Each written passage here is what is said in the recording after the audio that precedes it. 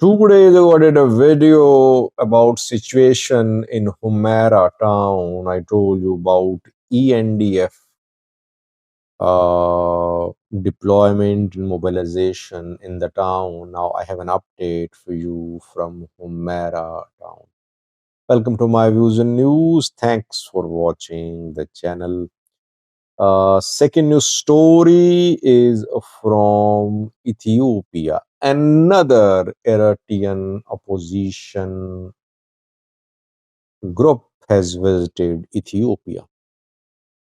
The leader of this group reportedly met with intelligence officials, military officials, and prosperity party leaders.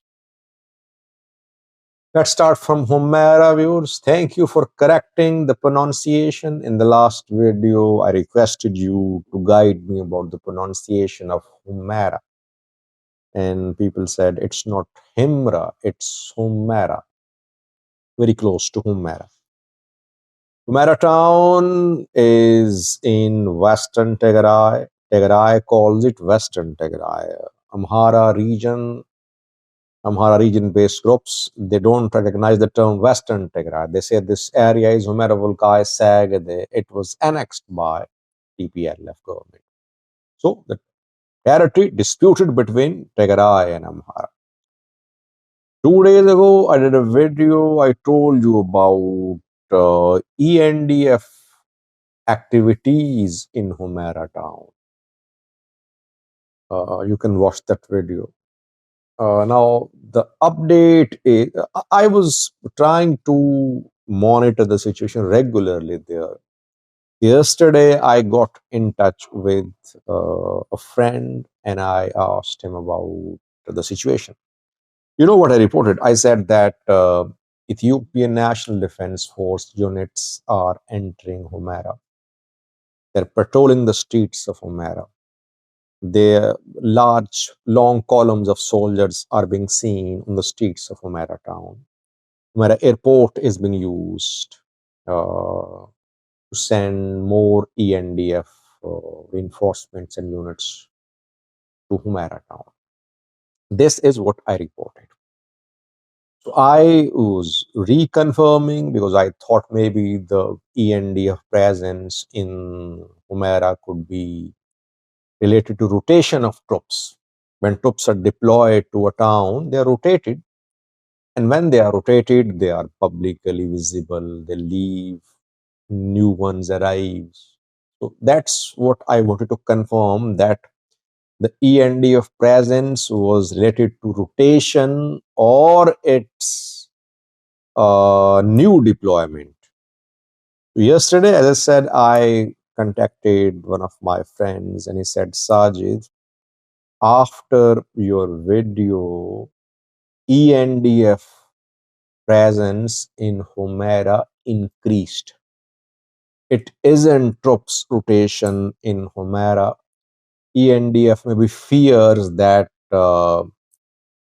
something big could happen in Humera, either from Sudan or from Eritrean side or from Takiz's side. Offensive could be launched on Humera town. That is why Ethiopian National Defense Force is enhancing its presence in Humera town. Patrolling underway. Pickets are being established too. Checkings are being carried out. And on-foot patrolling is also being conducted. Where are these troops coming from? Most likely they're coming from Humera airport, which is not in Humera town. It is situated on Humera to Dansha road. ENDF, perhaps it's very likely that either ENDF is entering by road from Gondar into Dansha, and from there it is moving towards Humera, or it is arriving at Humera airport by air, and from there ENDF units are being sent to Humera. So this is what I have got from Humera. You can confirm from your sources too, I think, because The previous report which I did on Humera, still I maintain my position, and I am reiterating my position that ENDF is reinforcing its deployment there. You can recheck from the town. Our second news story is about Eritrean opposition groups who are coordinating with the Ethiopian government. Uh, Ethiopia in the past had mainly Rasado on its soil, Red Sea Afar Democratic Organization. Rasado built its headquarters in Ethiopia decades ago. But now new groups are also entering Ethiopia. They're contacting Ethiopian authorities. Why? Because Ethiopia is giving them money. Ethiopia is ready to train their fighters. Ethiopia is uh, interested in using them as spies too. Ethiopia wants to make inroads into Eritrea, but Eritrean speed is quicker than that of Ethiopia. I reported about the defection of an Afar official yesterday. Eritrean government, Eritrea-backed Ethiopian Afar opposition group has penetrated Ethiopian Prosperity Party in Afar. Anyway, uh, an Eritrean opposition politician has visited Ethiopia. Negash Usman is his name. He's head of Eritrean National Council for Democratic Change, ENCDC. ENCDC is not one party, it's not one entity. It's basically an umbrella of 18 different Eritrean opposition entities. Some are political, others are armed. Negash Usman visited Ethiopia recently. He met with Prosperity Party officials, met with NIS agents too, reportedly. Ethiopian intelligence agency is called NIS. And he met with ENDF officials as well. His visit confirmed.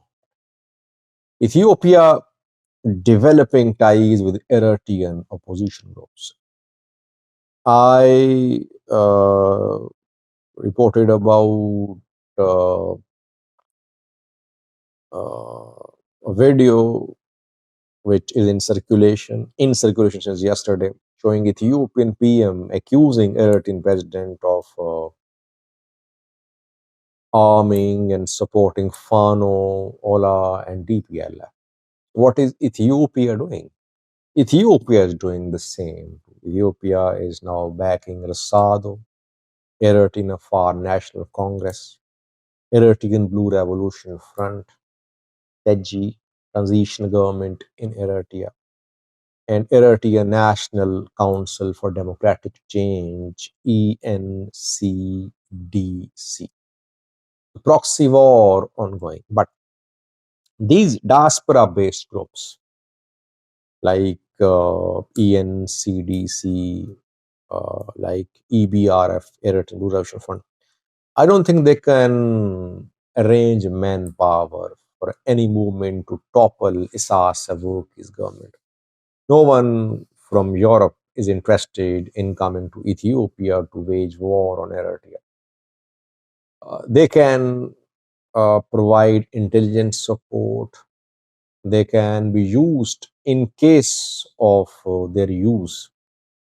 If somehow Ethiopia manages to make inroads into Eritrea indirectly through proxies, then these groups could be of significance. They could develop contacts with local population because they have their contacts there, they have their families there, they have their acquaintances there. So then they can be used by the Ethiopian government, and they can be launched as spies too. Eritrean diaspora community visits Eritrea a lot. Ethiopia can use these diaspora community members to spy on the activities of Eritrean government and military. I am not seeing any practical role of these groups in any armed movement to topple Eritrean government, but they are jumping on the bandwagon because Ethiopia is funding these Eritrean opposition groups, just like they are being funded.